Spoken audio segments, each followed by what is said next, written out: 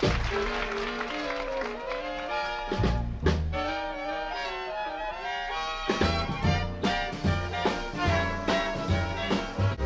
guys, we're going into the city now to do our day in Chicago trip, and we're gonna go to the Architectural Center and then also to the Chicago Water Tower. And then we're gonna go eat at Italy.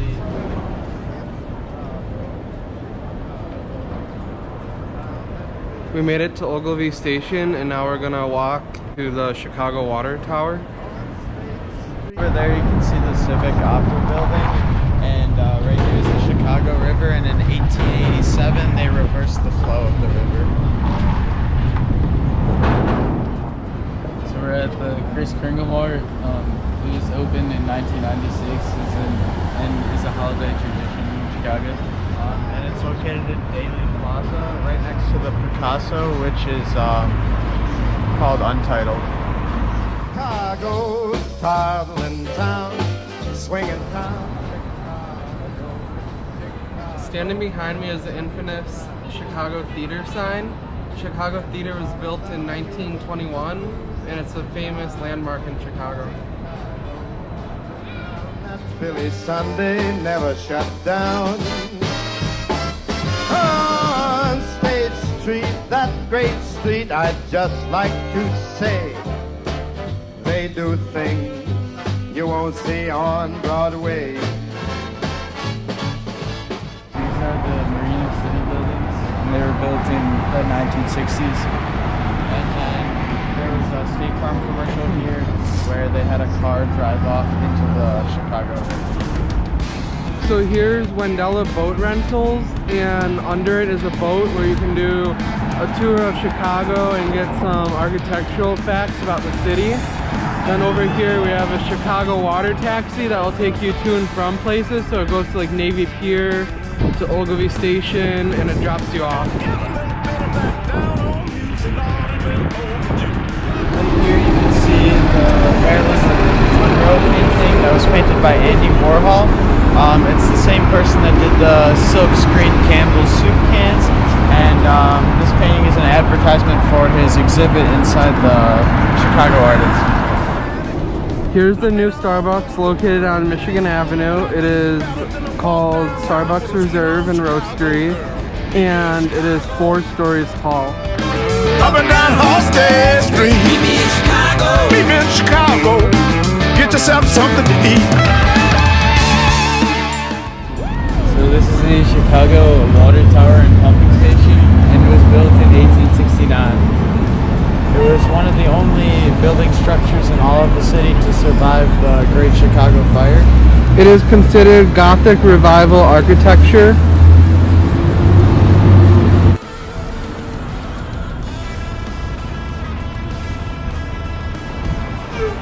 Now usually there's an art museum open inside, but because we're here at 9, it doesn't open until 9:30, so we missed it.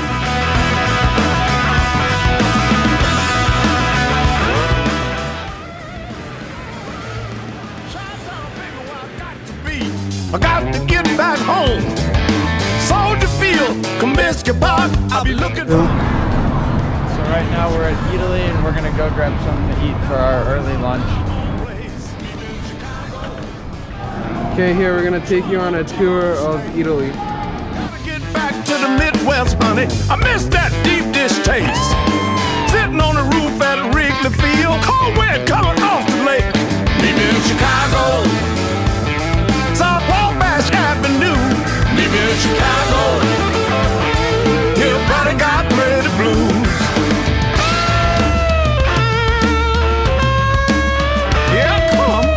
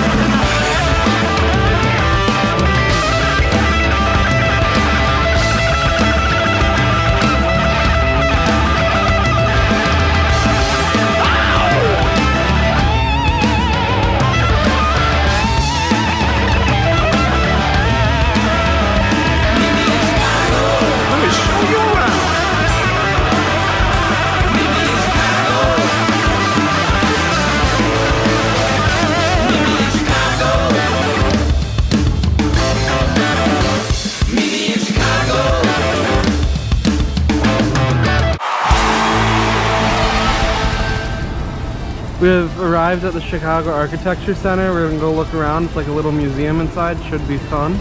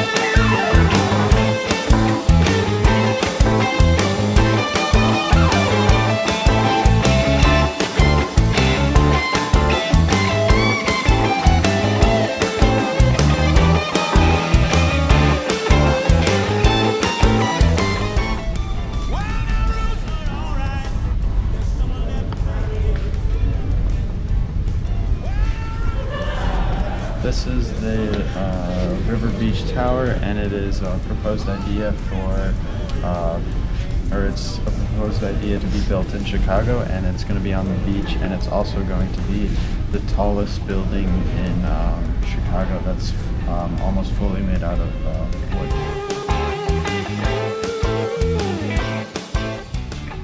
This building is called the Vista Tower. They're working on building it in Chicago right now. It is almost done. It's projected to be done in a few months. And as you can see on the info here, it's 1,191 feet tall. So that's pretty big. And it's for like apartment style and condo style living.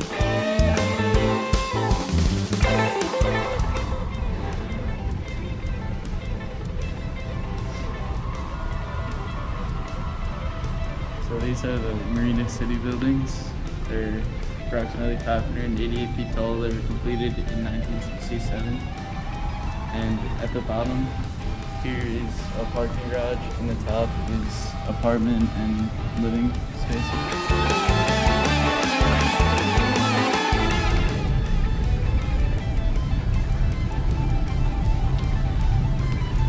So this is the John Hancock building, and it was built in 1969, and it's 1,128 feet tall, and on the 94th floor it has a 360 view sky deck pretty much, where you can see all around the city, and it's one of the best views in the city.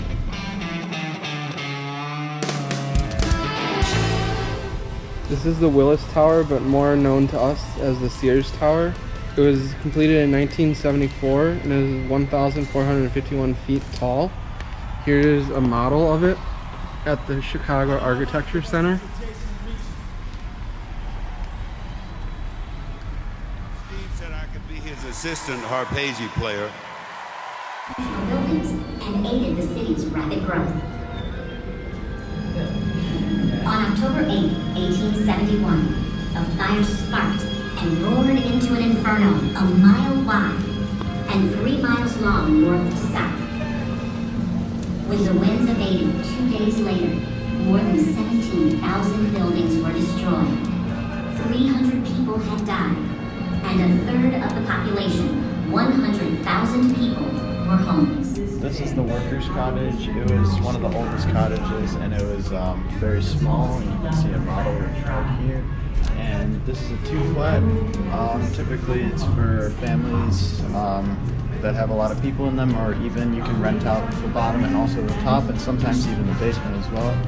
And bungalows are single-family homes, and they're very, very spacious, even though from the outside they look very small.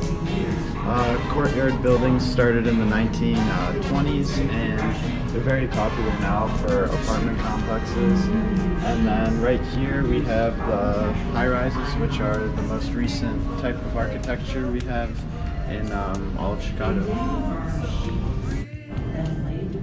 Chicago built their first elevated tracks in 1892, known to us as the L.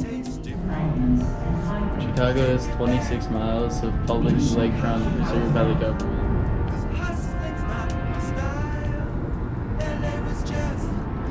You're currently stopped at London House, Chicago. It's a rooftop. It's decorated for the winter with these Christmas trees. And overall, I just like coming here because it has cool views of the city and the riverfront.